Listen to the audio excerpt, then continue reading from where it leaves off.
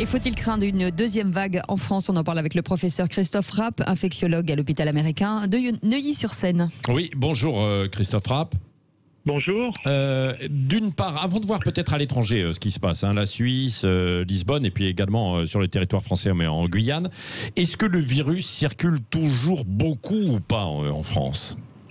Alors l'épidémie n'est pas terminée, le virus circule et il circule peu. La transmission a été divisée par 5 et le taux de prélèvements positifs aux alentours de 1,5-2% des cas. Donc il circule peu, mais il circule.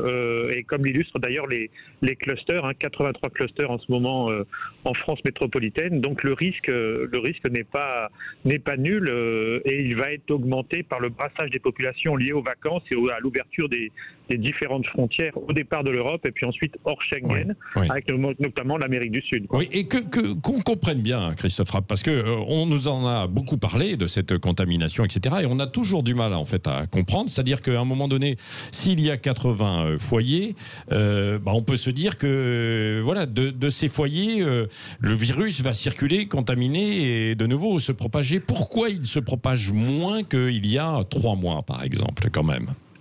Alors, il se propage moins parce qu'effectivement, il circule beaucoup moins et donc le taux de personnes positives est très faible et donc la probabilité statistique de rencontrer une personne porteuse du virus est plus faible. Donc, elle est majorée par les rassemblements, par le close contact et ce sont des établissements de santé, des entreprises, des foyers de travailleurs. Mais le rassemblement qu'on a eu hier à la fête de la musique, c'est la même chose. Vous pouvez être en face d'un porteur qui est asymptomatique, vous allez discuter pendant un quart d'heure, même dans la rue qui est un milieu ouvert et vous pouvez être contaminés.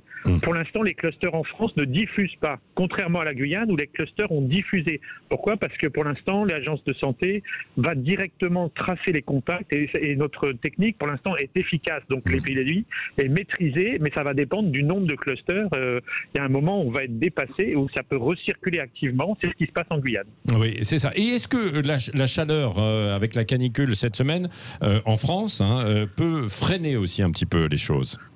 Est-ce que ça a des incidences ? On manque un petit peu de données. On observe quand même que le virus circule dans plein de pays où la température est élevée, et notamment en Guyane. Donc voilà, il y a des études un peu contradictoires qui disent que la diffusion serait un petit peu moins bonne avec la chaleur, mais c'est pas certain du tout. Il y a quand même de nombreux pays au climat tropicaux où le virus circule encore assez largement. Donc là, il est pas certain. Par contre, ça va poser des problèmes sur les mesures barrières parce que les gens vont avoir du mal à garder le masque avec la chaleur. Oui, à garder le masque. Et puis à prendre du gel hydroalcoolique aussi en permanence parce qu'il peut y avoir des taches, etc. Non mais c'est vrai. Et puis parce qu'il y a un relâchement un peu général où on se dit bon ça va mieux, c'est derrière nous quoi. Et c'est là où c'est sans doute dangereux, Christophe Rapp, non ?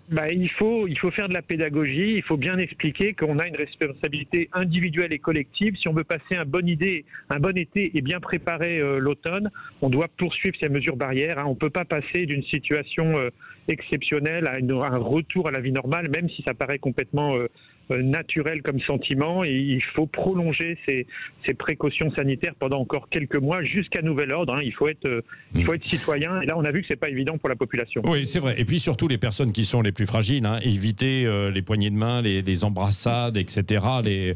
Toujours avoir un peu de la proximité, la distance. C'est une bonne chose que dans les entreprises, à partir d'aujourd'hui ou dans les jours qui viennent, on supprime cette distance de 4 mètres carrés pour reprendre une distance un petit peu plus normale avec 1 mètre de séparation. Ça, c'est un principe de réalité. Le télétravail, c'est pas la panacée. Il faut bien que les gens reviennent un peu travailler. Et donc, on va assouplir un petit peu ces mesures. La distance d'1 mètre en latéral est suffisante. Il peut y avoir un port de masque quand les gens ne peuvent pas respecter la distance. Les 4 mètres carrés étaient difficiles à appliquer dans les entreprises comme dans les écoles. Comment on explique aussi ce confinement resserré ? Alors, j'ai vu en Suisse, mais également au Portugal, dans la région de Lisbonne. Alors en fait, dans les pays, et ça c'est ce qui va peut-être arriver en Guyane, dans les pays où il y a c'est pas des deuxièmes vagues, ce sont des rebonds, on appelle ça des rebonds épidémiques. Les stratégies sont de reconfiner de façon localisée, parce qu'il est évident, même en France, refaire un deuxième épisode de confinement au plan économique serait catastrophique.